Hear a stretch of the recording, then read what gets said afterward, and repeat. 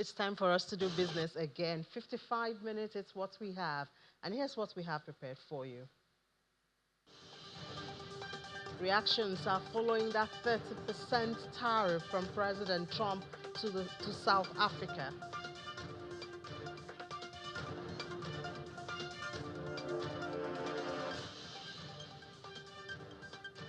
Another area of potential for Nigeria's fisheries, and yet the country is still importing. What can we do? We'll discuss that.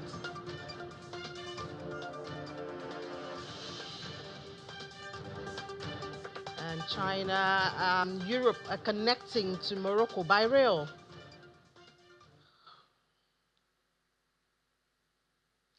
Welcome to the program. I'm Ini John Mekwa, and we start from the global space as usual. Oil prices climbed on Wednesday, maintaining their highest level since June 23, lifted by attacks on shipping in the Red Sea, along with concerns over steep U.S. tariffs on copper and a forecast for lower U.S. oil production. So look at the numbers. For this afternoon, it's up 0.23%. That's for Brent, but it's still retaining the $70 level that it hit earlier today. $70.31 for Brent. For WTI, it's also up 0.25%. It's at $68.50 a barrel. After months of calm in the Red Sea, attacks in major global shipping line were renewed in the past week. And resources attribute to Yemen's Iran-allied Houthi militia. A mission was underway on Wednesday to rescue the crew from a cargo ship which sank in the Red Sea following an attack that killed at least 4 crew members. The Houthis have not claimed responsibility for the attack.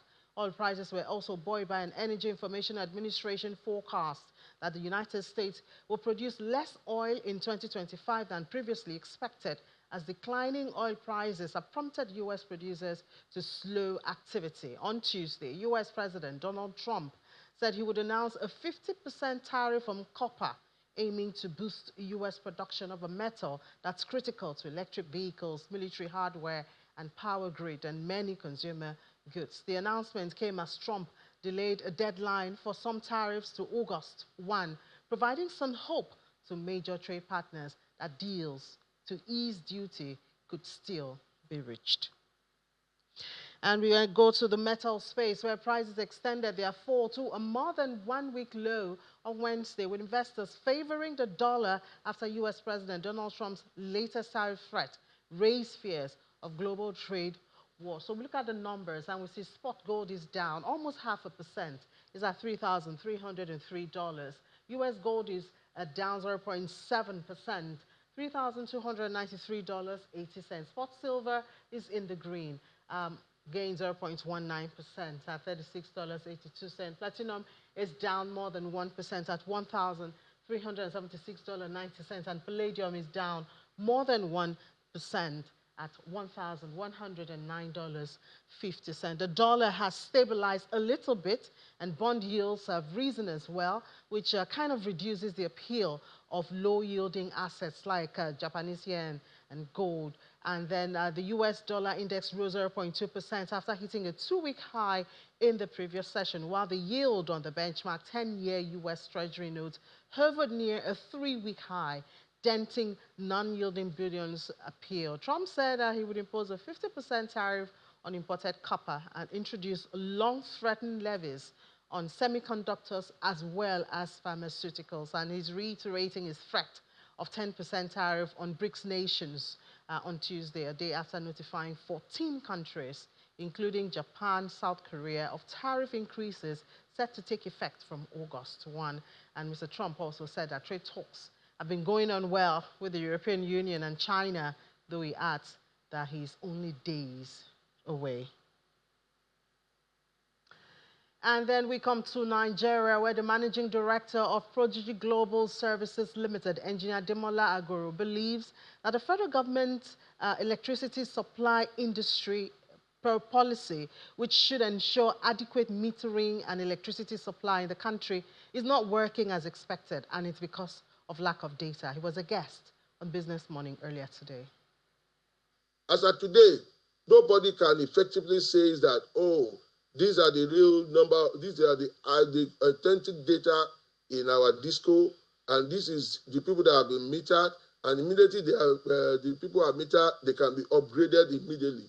Technology can help to solve this problem. Unless this is solved, there's no initiative that the government is doing that we can do an effective metering in Nigeria today. So that is what is actually preventing. Government has a lot of plans. PMI today, they have over 700 billion naira that have been allocated for meters. There are loans for the first phase of the World Bank, the second phase of the local, but all this initiative can never be achieved without an effective data. So government needs to invest and help the DISCO to be able to solve this problem of data. Because what we are hearing is that government has spent money before on enumeration, but those are in the hold. Now, those enumerations are not, people need to know the actual data that we have of the customers, and government needs to have this data in their fingertip, not what the discos are telling them. 15,400 gigawatts per hour to gas flaring. The government, both at the national and subnational levels, may need to incentivize processes of turning flared gas to electricity. The Managing Director, Chief Executive Officer of Enerplus Energy Solutions Limited, Yusuf Abubakar, is suggesting that hubs could be created for industrialization around flaring sites. Bring private sector engagement, talk to companies that have FDI access to come in, do collaboration within the states, allow private sector to run this. States monitor as, regulatory body and also as an investor. I feel within even looking at just the value chain of agriculture, bringing in, looking at urea, I think it's not just even gas as a manufacturing, it's making Nigeria a powerhouse where a state can now be exporting from its own domain. So imagine states like Katsina, Niger, and other states who may even have dry ports. These are ways to generate IGI within your state. Also, power security, because we've said this time without number. Power security is national security. If we really want to move forward, we need to look for new ways of doing things. We need to also explore pre-existing infrastructure and resources we have just lying idle that are not working. Well, power security is food security and security of the country. Let's talk a little bit about food now. Nigeria is a major producer of fish on the continent. Current domestic production, however, only meets about 40% of total demand, and that means that there's still import going on in that aspect. But first of all, let's find out, connecting that power conversation with the fish value chain of fish production in the country. We're speaking to the Managing Director of Ajulo Foods Farm, Adeshewa Ajulo. Good morning, or good afternoon, Adeshewa. Good afternoon. Welcome to the program. Good afternoon. It's so good to be here. Yeah. So we're talking about electricity there. For you as a business person in Nigeria, how is electricity supply, electricity costing, electricity availability to you in your business? Electricity has been a major challenge in our business, and due to the fact that we have a lot of machines that we use and we have to power them. So we have to get big generators, and it really costs us so much to get fuel to fuel them every blessed day, because we make use of all those machines and it has to be on the run. We have to supply our customers. We can't give them excuse that because there's no light, we cannot produce. So light has been a major challenge, and we have been trying to do our best by looking for other things to do to get our business running. But the price of petrol is reducing in the last couple of months. Has that, affected your business one way or the other? Is it diesel? Is it diesel you use or petrol? We use petrol. We use petrol. It has, and at a point in time, it went up again. And of course, there is no how it will not eat up our profits and which has... But when they reduce the price, do you reduce your price? Nigerian businesses, you don't reflect reduction in price. You know, we get our raw material, when we get our products, most times we'll have stock up, and when the fuel went down, the one that we've gotten, we have to sell them first. Even so, by that time, we have to incur the... But when the price increases, you will not wait to sell the cheaper one first. You will just increase your price. No. We don't increase price immediately like that. We have to sell the one we have first. So by the time, as a business, it gets to a time before we can start increasing our price. It will be probably the cost will have really eaten deep, like into our profits. Then we don't have any choice than to. So we don't just wake up more money and say, okay, we are increasing price. All right. So you're into fisheries. Your fish, where do you get it from? We get them from local farmers. Okay, it's more of catfish, I think. Yes. No, we do other fish, actually. We do dried banla, other asa fish, mangala, and the rest of the fish. But we started with dried catfish, and that has been our major product. Though we have a lot of other products. We have a lot of other products that we do and we export. But catfish was a product that we started with. And we know catfish, a fish has different value chain from hatchery to production to processing to marketing. But as Agilor Foods is concerned, we are into the processing aspect of it. That's the value chain we do more. But your production is local. You get it from... Yes, from the local farmers. Like where? Which state? In Lagos State. Yeah, in Lagos State. Oh, okay. Plus the catfish, plus the other fish. Every other, aside from all those asa, mangala, we get them, not all. We get some from the north. And probably when our customer said they want fresh, we get them fresh here in Lagos State and process them. Tell me, does fish have season? Or you can get fish, any of them at all times? At all times, especially catfish. Catfish does not really have... Catfish is affected by the price of feed. When the cost of feed goes up, of course, the price of catfish will immediately skyrocket. So we are not really affected by the fact that catfish has season. So it's catfish based on the price of feed. As a farmer, let's assume I'm a producer of catfish, and the cost of feed is something I cannot really afford. Of course, I will reduce the quantity of fish I'm producing. So who are your customers, though? Our customers are Nigerians. We have customers in Nigeria and we have customers abroad. But most of our customers are abroad because we deal with exportation of foods. Where do you export to? UK, US, Canada, Australia, and every other European countries. Interesting. So you go through the packaging and all of that, and then you go all... How long does it take? And what's your medium? Is it through the port? Is it through the airports? How do you do it? We do through the port. We do sea cargo. We do air cargo. So it depends. There are some products that can go through air cargo. There are some that can go through sea cargo. So it depends on the particular product we're exporting. So doing business, is everything smooth? In Nigeria, can't be possible. Of course, there's nothing that is going to be good that comes out very smooth like that. So it's not really smooth, but as a business owner, we have been trying to at least face our challenges and look for ways to come through them. For instance, the challenges that you've been going through. Let me say logistics. Recently, I ordered for a particular product from Abuja, and the product did not get to us. It was lost in transit. So we could not... Was it not a company that was supposed to be in charge of it? Sometimes we go through PAC. Sometimes we use the private company. But when we use, as a business owner, we need to use that. The company will say, okay, 3, probably 7 days, and as a business owner, I can't wait for that long.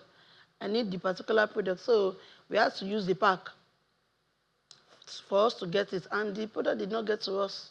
Wow, that's a So that's a loss. And loss. there's no insurance. There's no insurance. So logistics is a major aspect. Like, so even for exports, it's also a challenge because sometimes we will send products to our goods to our customer and they might not get it. And you hear there is loss.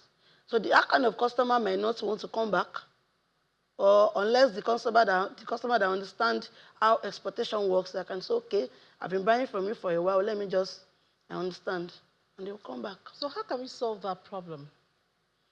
Solving that is, as a business owner, we will know there's some things that are out of our own capacity to do, especially for exportation.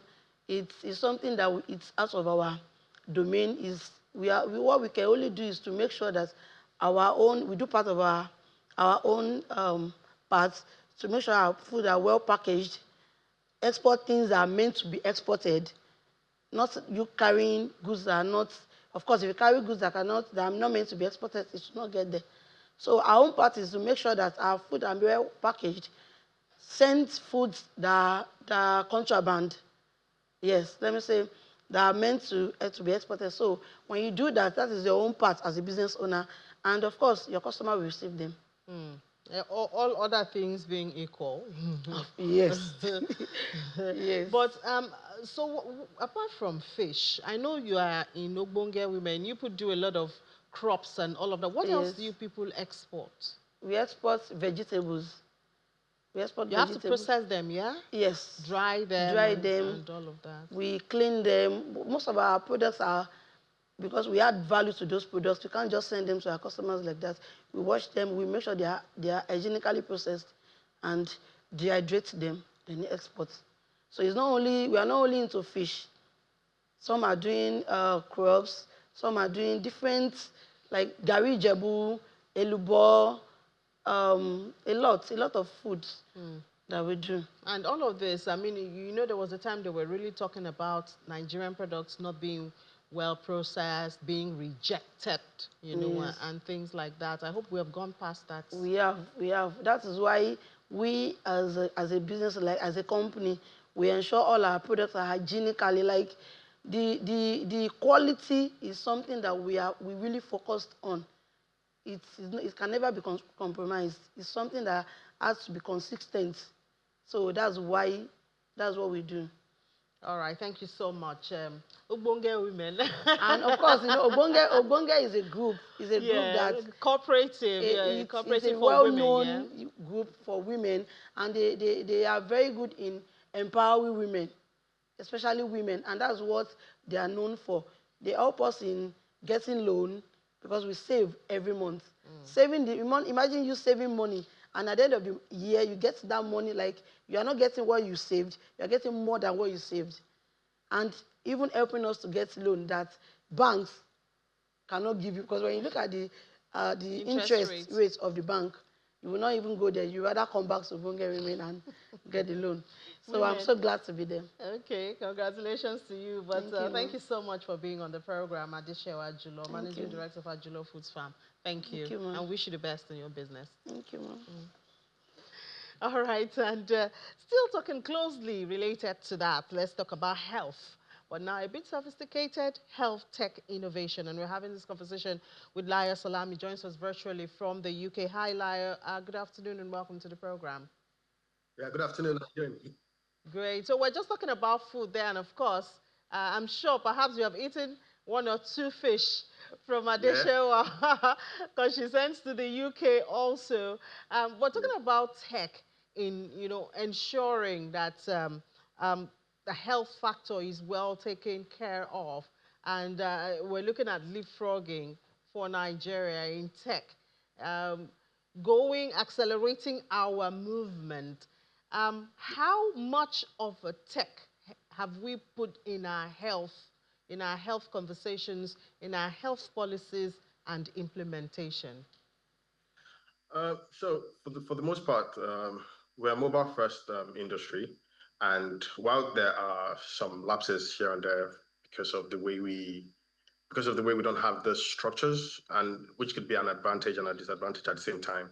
Advantage in the sense that you have the chance to shape in the system.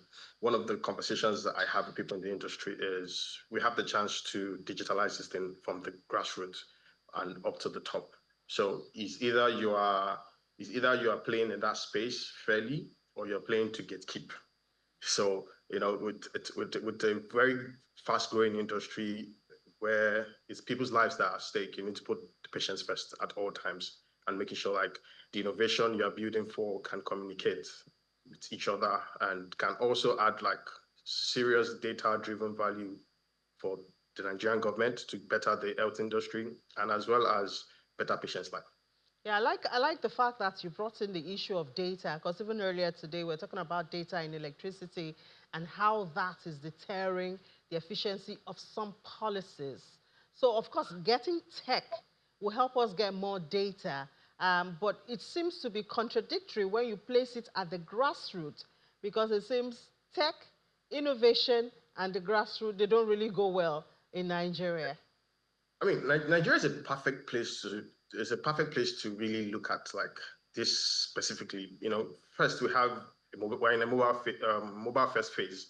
Our mobile penetration is one of the highest in Africa, and which is around 90% last time I checked. And we have incredible local talents, very very incredible local talents. One of these things I say is I look at solutions like Indigo, where we are building solutions to be patient first in the nature of how doctors are interacting with patients.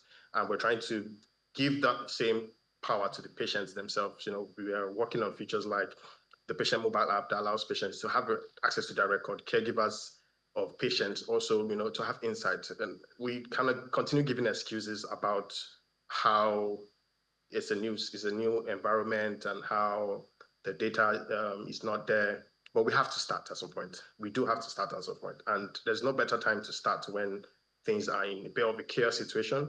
And because of the Nigerian market, the innovation is just there. It's up for grabs. We have people that are already in that space, like Indigo. We also have in digitalization of the records itself now, digitalization of the records. We have Indigo, we have eClats, we have Ilium Health and stuff like that, which hospitals are already onboarding on to digitalize their records. Now it's up to the community, the health community, because the grassroots is a problem. This is a big problem. So which is why we have to come back to the mobile first approach to solve the grassroots problem, in my own opinion, because a lot of hospitals in local areas, rural areas, can really access the phone faster than a laptop, as you know. So it's very important for us to be very cautious about the data and help the government as health tech startups or healthcare innovators to make sure these records can be accessed and be made used by the right bodies that need to improve and provide services. So the patient mobile app sounds really interesting. And, I know that I've read and heard talks about, making patients meet doctors virtually, to close the gap of the doctor to patient and all of that. And do we expect this, for instance, to start from our primary health care? I know Nigeria, the Minister of Health, for instance, is really trying to boost and resuscitate the primary healthcare system in the country. So do we put this as part of that innovation, and now that our primary healthcare seems to be getting attention? So to be honest, like it's a transformation process. I have a good example. Today, when you want to buy drugs, you go to the pharmacy, right? Pharmacy Africa has digitalized half of that process, in my own opinion, which is a great startup, which they're really playing in that space. Indigo has its own setup, as its own company. We vision that there is a need to put that record in the patient's hands and their caregivers. Emphasis on their caregivers also, because sometimes when we look at chronic health management, which is something that I major in, I tell people like chronic health management is not as easy without the caregiver. So when you're building this patient apps you're talking about, you really need to consider that the patient might not even be the one using the apps. It could be their caregivers. So it's an early stage development, where we have problems is a lot of people are not building these systems to communicate with each other. Who should right? be building it? Who should be building? So there is it's a mixture of a lot of things. We need how will I put it? We need to make sure that these challenges like infrastructure gaps, for example, as you said, there's an internet connection, there's no internet connection. It's something we face as Nigerians every time, even though we have that big penetration gap, penetration in the market, right? There's still the data standardization that is not done yet, because as of today, there is a way that if you go to general hospital, right, you cannot go to another healthcare and access that record. They have to print it out for you. That is where we need to start from, right? Because we need to start from General Hospital Ikeja and should speak to General Hospital in Nasarawa, even though, because maybe Nasarawa has the best of that service that I need for maybe my cancer treatment or my diabetes treatment. But will I carry my old file from Lagos to Nasarawa? That's what we do today, right? So it's a mixture of, from the grassroots, the government needs to help us, and we need to also, as health tech innovators, we need to invest in the space and make sure we are being patients first. As I said, patients need to access their records across hospitals. Doctors need to educate themselves about the importance of imputing the right records, because you can now be held accountable. The moment, for example, in Inigo, we do accountability of health records, accessing health records, who did what and when, is something we don't take lightly, because there needs to be somebody that you can hold responsible when things don't work right. And without that digitalization in the best way possible, without that standardization of records, for example, someone can say, oh, I wrote my paracetamol different. Why are you writing your paracetamol different? We have in the health space, there's something called ICD codes. We use ICD codes to standardize a bunch of diagnoses and things like that, to make it easy for the next person picking it up to know what they're doing. To know what to continue. Sorry, I'll correct that. So for healthcare continuity, we use some standardized terms, some standardized ways of imputing records, because case note is always going to be case note tomorrow, whether you go to a dentist or you go to a general practice doctor. So you're always going to have to fill in the case note. So it's one of those things, like, we need to create the standards as Nigeria. Nigerian government needs to help us, look into that space. How can we digitalize these records in a standardized way? It's the private companies can only do their best, because in this space, it's one of those things where we are doing it we're building with the constraints in mind. So one of those constraints is there is no standardization. So we need to hold ourselves accountable to standardize things. So if the government meet us halfway and, like, okay, come here pharmacy, come here Ilium, come here Indigo, come here everyone, all these records needs to be able to communicate with each other. We'll solve some of those problems. Yeah, sounds like we have a lot of coordination and breaking down the walls to do for us to achieve that. But I mean, I guess the best thing is the conversation has started, and we hope it to catch on very fast. Thank you so much. Product lead at Indigo EMR, Layo Salami. Thank you very much.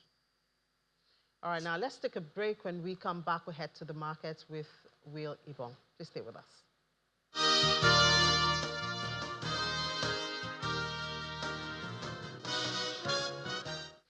Welcome back. It's still Business Incorporated. We head to the markets now with Will Ibon. Will? Hi, Ini. Just looking at what's happening at intraday, I can say yes, fantastic for, profit taking and setting, but it's still a good one. It's a win for most people and a good entry point for those who have been waiting for a pullback in the market. Opportunity. So the market just seems to be heading up. I know everyone is wondering, is it sustainable? Is it going to be a bull trap? But from what analysts are saying, the market is very healthy and there's nothing wrong with it. The numbers are telling the numbers story. are telling you, because we've got volume in the market, and so that's actually a very good thing. So but let's look at what's happening. Just we'll start off with major stock markets in Africa. We're mostly negative at intraday. Nigeria's NGX traded lower today at 0.02%. Profit taking, as I mentioned, setting first old coal and UBA. We saw that in those stocks, international breweries as well from the consumer goods sector. So let's look at South Africa now. JSE, it was also trading down at intraday 0.18%. Elsewhere, Egypt's EGX is open today after that fire outbreak that disrupted trading yesterday. We see it trading in the green, 0.33%. But looking at Kenya's trading for yesterday, Tuesday, in positive territory, it has been on a roll now, up 0.31%, extending that rally for the exchange. But let's move away from equities for a moment and just look at the fixed income space in Nigeria. And we have Caleb Alimi, Chief Dealer, Providence Bank, Treasury Bills. Providence Bank still talk to us about that. Okay, we don't have Caleb at the moment, but let's look at what's happening in the Middle East. We'll see that mostly mixed sentiments for the exchanges there. Dubai up 0.56%. Abu Dhabi also up 0.15%. Let's look at, other stock markets in the region. We see the Tadawul down 0.31%. Qatari index also down 0.04%. Let's now look at the futures in the U.S. and see how they performed in pre-market trading today. Investors are tracking, fresh tariff moves from President Trump, who ruled out extensions from new duties set to begin August the 1st. We'll see how that plays out. Now, Dow futures added 0.16%. We see S&P futures also trading up with 0.12%, and we see the Nasdaq also in green territory, 0.11%. Traders are always also awaiting the Fed minutes, while global markets mostly held gains despite copper and pharma tariff threats. But let's go back quickly and talk to Caleb Alimi and see what he has to tell us about what's happening. Because today there's going to be an NTB auction, but also we had the NTB, that's the Nigerian Treasury Bills, and the bond calendars are out for the third quarter. And we have a few interesting things. So Caleb is going to discuss that. Caleb, it's good to have you on the show. Thank you for having me, Will. Good afternoon. Caleb, if we look at very quickly the Treasury Bills calendar there, we see that,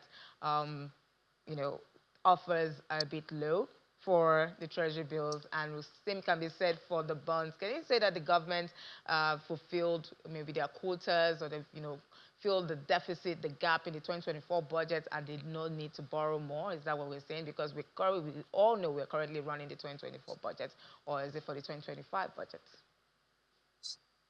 Well, thank you. Very interesting question. Because first of all, I think they're running 3 budgets, but at least let's keep it at 2 that we're aware of. They're running 2024 and the 2025 budgets concurrently, and they've said they have the power to do that.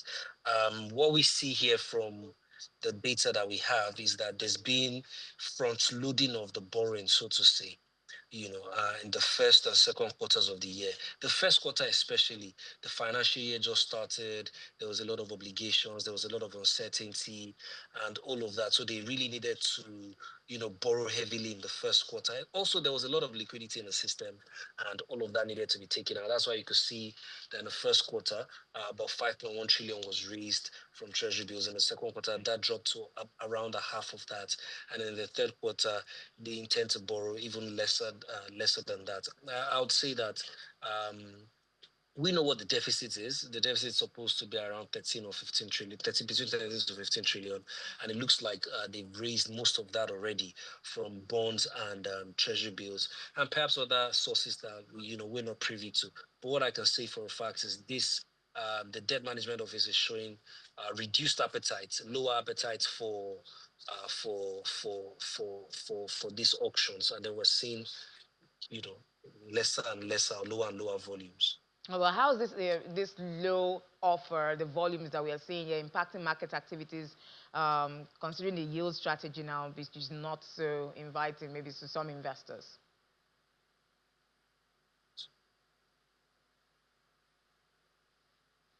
Hello, Caleb, can you hear me? Caleb, are you there? Yeah. Yes, I'm here. I can hear you now. I lost you for a bit. Could you take the question again, please? I was asking that how is this low volume we're seeing in supply for NTB instruments affecting market activities as we speak? Oh, there's a lot of demand. There's a lot of interest by the.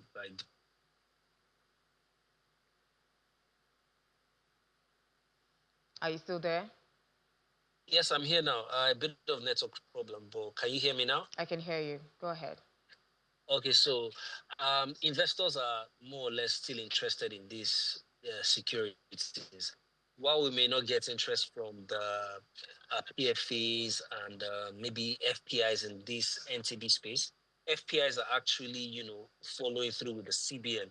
We have a lot of FPI interest, and the CBN is meeting those interests for FPIs with higher and better yields.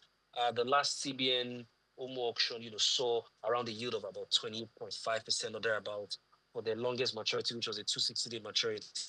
So FPIs are getting, very good rates from the CBN, but the locals are not getting that because the locals can only invest in NTBs. So the NTBs, the DMO is showing less appetite for it, and as a result of that, the volume on offer is lower, and once supply is lower and demand is higher, what happens is that the prices go up, which means the yields come down, and that's exactly what we're seeing.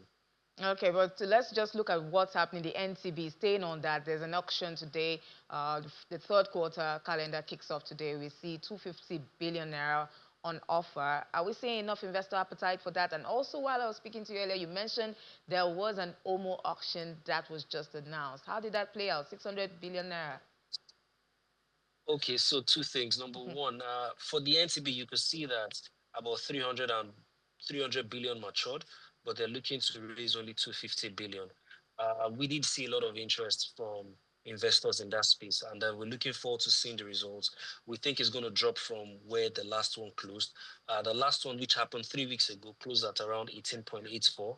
We think it's going to close lower than the 17% handle or around the 17% handle for this one. We expect a significant drop given that the volume is lower. Also, given that the last time there was an auction was about 3 weeks ago, investors have been waiting for this security, and now they're seeing that the size has reduced. So we should see a significant drop in yields especially on the 1 year paper.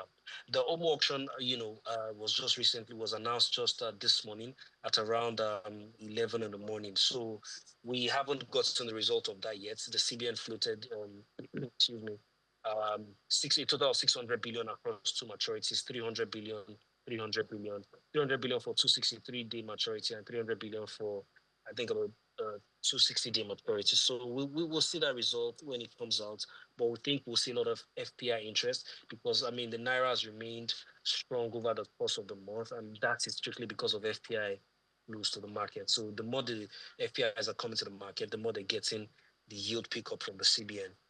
Okay, so when we see this yield pick up, is there any possibility that maybe these FPIs, maybe there's sudden shock, external shocks, and we have these foreign investors possibly want to take their money, pull their money out? Would that impact the market so much? Yes, if the for so the shocks, while the shocks do impact how the FPIs behave, what impacts them mostly is returns.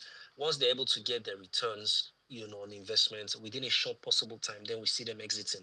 Yes, there are cyclical shocks that happen, but I think the market has sort of priced many of those shocks in. Like barring any, say, nuclear war, for example, we will not see any outrageous reaction. We may not see any outrageous reaction. So, but what we're going to see is the FPIs, continue to take interest in these our markets. Okay, well, before I let you go, just one more. The DMO launched that FGN savings bonds offering investors rates up to 16.76 per annum, but this is a decrease from what was offered in June, where rates stood at about 17.12%. Is this the same thing we are seeing for bonds where the DMO is trying, or the CBN is trying to possibly keep, well, the CBN is keeping interest rates at 27.5%. Is the DMO just still trying to lower debt payment here? Or it's just a trend we'll Yes. continue to see No. till Yeah. the end of the year? Yes. So it's obvious that the DMO is trying to reduce the borrowing cost of the government, and that's why they're reducing the supply that they have. And like I said, because they seem to be running three budgets concurrently, it appears that there isn't a lot of, and they front loaded most of the fundraising. So the drop in rates for the FGS savings bond is consistent to what we're seeing for the bigger ticket investments, which is the major FGM bonds and the NTB instruments. For the FGM bonds, you need a 50 million, 1,000 to be a partaker of that. Whereas for the savings bond, I think you can buy with as little as 500,000. So that even so, what is happening on the big ticket ones is also happening on the retail side. It's consistent with what the DMO is showing. Thank you so much, Caleb Alimeyer, Chief Dealer, Providence Bank, for sharing your perspective of Business Incorporated. Thank you for having me. So let's look at Asia now. Let's say markets traded, mixed on Wednesday after President Trump said tariffs started August the 1st will not be delayed. We'll see about that. Japan's Nikkei 225 rose 0.33%, boosted by Sumitomo Pharma and Nissan Chemical, while South Korea's Kospi, we see it up 0.6%. Hang Seng, however, in China dropped over 1%. Trump also unveiled the 50% copper tariff and threatened up to 200% duties on pharma exports. Well, let's look at mainland China. The Shanghai index edged lower today, 0.13%, and in Nifty 15 in India also fell to close at 0.18%. Mixed reactions there to Trump's announcement that there will be no extensions to this tariff. We also hope Trump keeps to his word. I know you like to support Trump here, but let's hope that Trump stays with August the 1st, and let's see if he's going to have any deals in the offing for most of these countries that desperately want to broker a deal with the U.S.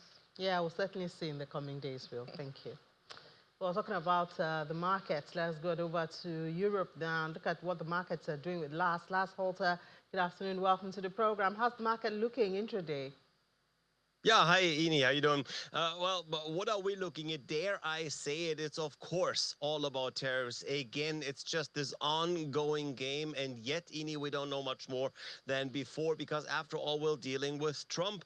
We often talk about it. It's the same story every day. The latest chapter now, Trump saying with regards to the European Union that he's about 2 days away from sending the EU a letter.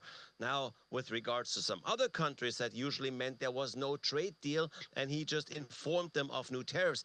With regards to the EU, he now says that, quote, I want them to know that a letter is a deal. I mean, what do you want me to say? This is not policy. This is stupid. This is chaos. And it's remarkable, Ini, that in this environment, the markets are actually doing pretty good. The DAX is getting closer again to its all-time high. We're seeing it up by a little more than 1%. So the DAX in Frankfurt actually having the strongest day in more than 2 weeks now. Yeah, seems everybody's getting used to the tariff talks and all of that. But I had another good news. There's an energy sector investor in Germany. Sounds interesting. Yes, it is indeed, Ini, because it's Norway, surprisingly. Now, Norway, one should know, runs the world's largest pension fund. It was started in 1990, and it holds a total of almost $2 trillion in assets. And that fund wants to invest massively in the net provider TenneT Germany, that is a subsidiary to the Dutch energy grid provider TenneT. And that is currently trying to raise new capital for a massive expansion of the energy grid in Germany. TenneT currently owns the biggest of 4 German grid sections, stretches from northern to southern Germany. That means from really the coastline down to the Alps. And that makes this a very special and a very interesting case because much of Germany's wind energy is, of course, harvested in the north, where you have the opportunity to go offshore, where efficiency of wind parks is usually way higher than on land. However, even if you're onshore, you can still have a lot of wind as long as you're just staying close enough to the sea. Now, Germany's highest energy use, however, is in the south. That is where the population density is higher, but also especially where there's a lot more companies. So is it that difficult to connect the north and the south? Yes, Ini, unfortunate is that has really been extremely difficult, and I would really say this is one of the more frustrating stories to come out of Germany in the age of the energy transition.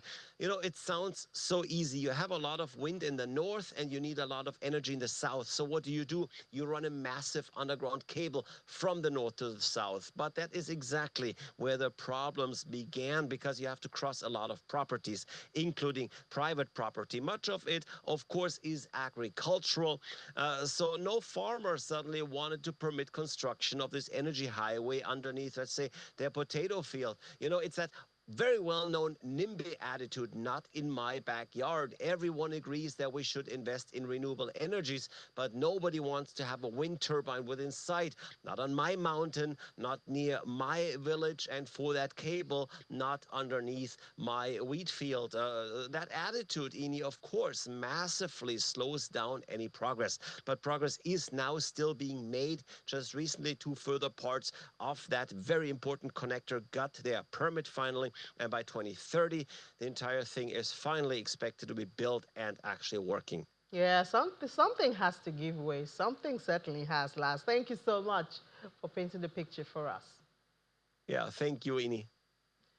And we're back to tariffs, where the U.S. President Donald Trump no longer news that he imposed 30% tariff on South African goods. And the businesses in South Africa have been reacting to this. Our correspondent Innocent Semosa put this report together to capture their perspectives. Business leaders, policy makers and business executives have converged here in Johannesburg, South Africa, to discuss the impact of ongoing geopolitical uncertainty on South African industries and cooperation. Now, we do know that those behind this gathering says it aims to identify the sectors most at risk and unpack the underlying reasons behind their vulnerability.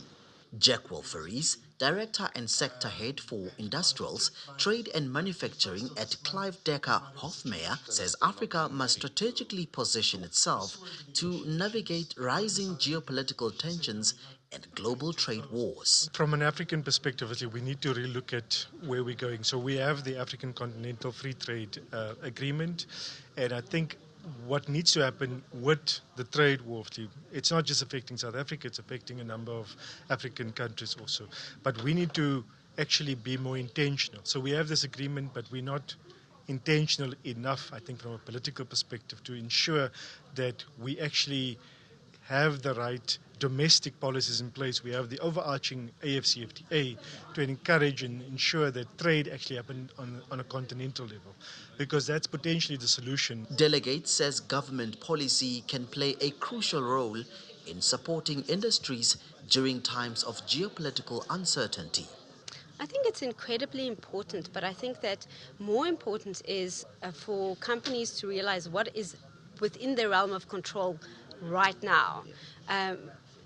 I think it's something called active acceptance. You accept that right now the geopolitical landscape is a little bit of a roller coaster ride, and what is within my control as a company to kind of navigate this crazy landscape that I'm facing right at the moment. So yes, government policy, incredibly important. I think it's extremely important, and particularly from a foreign direct investment perspective. So making Africa really a place that investors want to allocate their capital. We're seeing investors around the world a little bit hesitant now around the US, for example. That capital has to go somewhere. So I actually think it's an opportunity for African governments to say, hey, this is a really good place to invest by making it business friendly. As Africa faces mounting global pressures, business leaders say collaboration between government and the private sector will be key to building economic resilience. From Johannesburg, South Africa, Innocent Semosa, Channels Television News. And now to Zimbabwe, where reserves climbed to $731 million from $639 million in May and $276 million in April last year, when the nation introduced Zimbabwe gold. The currency known as the ZiG, the central bank says in a statement that its gold and foreign currency reserve backing Zimbabwe's bullion-linked monetary unit rose to a record high in June, and the reserves climbed to $731 million.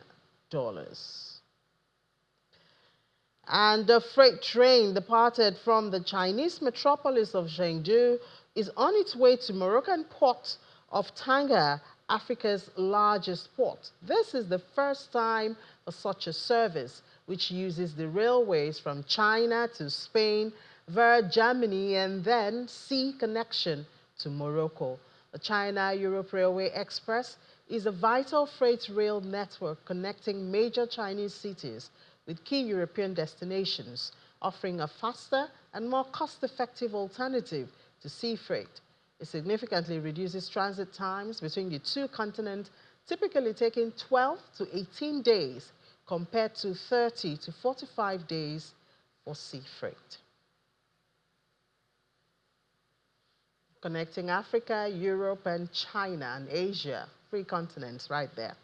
All right, now let's see what's happening in the crypto space. I know I saw some interesting stories, but first let's see what the color of the market is at this time, and it is green.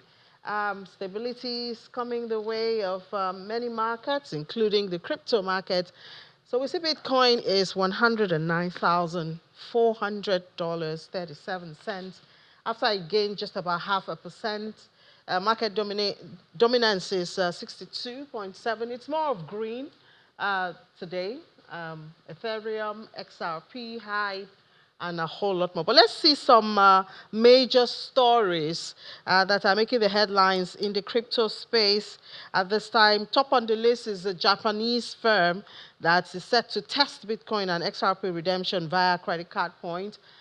Japan, once again, seems to be at the fore of cryptocurrency adoption, a new initiative that will enable users of A+, which is a credit card service under the Shinsei Bank Group, to redeem their loyalty points for digital assets, including Bitcoin, XRP, and the development shared by prominent crypto commentator reflects a growing trend in the country to integrate crypto into mainstream financial services. That's in Japan.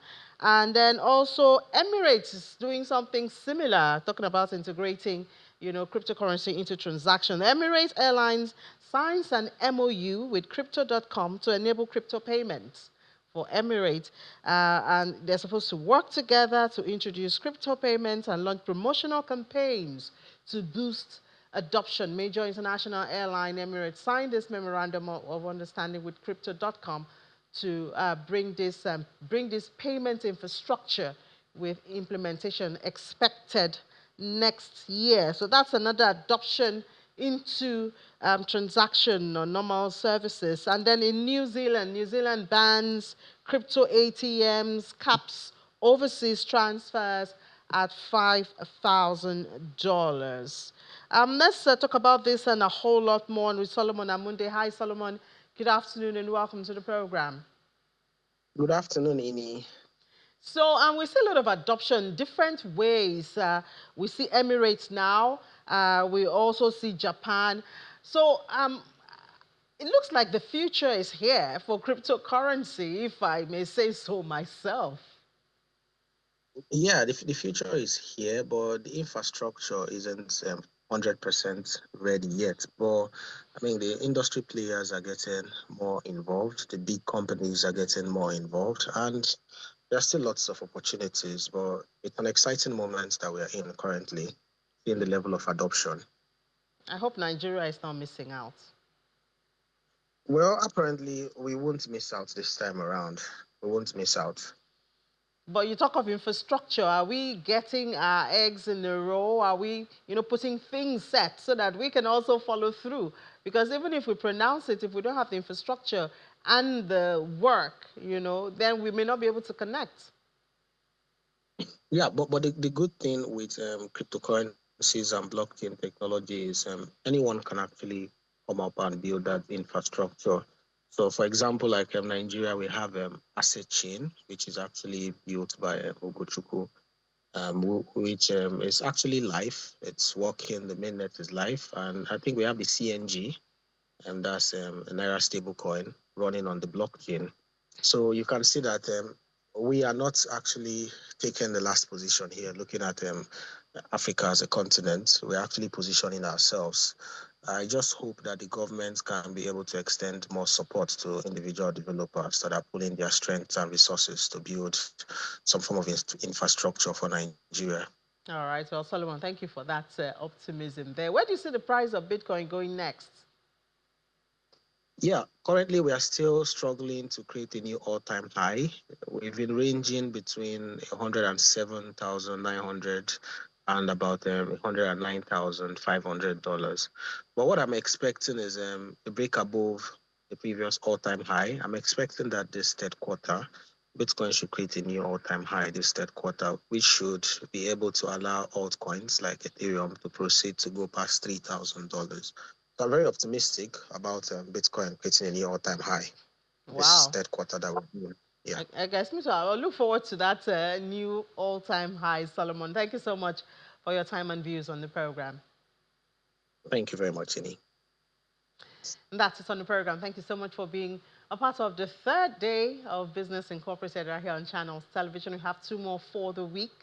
And tomorrow, 10 a.m., I'll be back, God's grace, to take you around the world of business again. It'll be 55 minutes, so get ready. But remember, you can always watch our programs, on our YouTube channel whenever you want. You don't have to wait for the live program when we come on. I'm Ini John Mekwa, wishing you the best of the rest day of your day.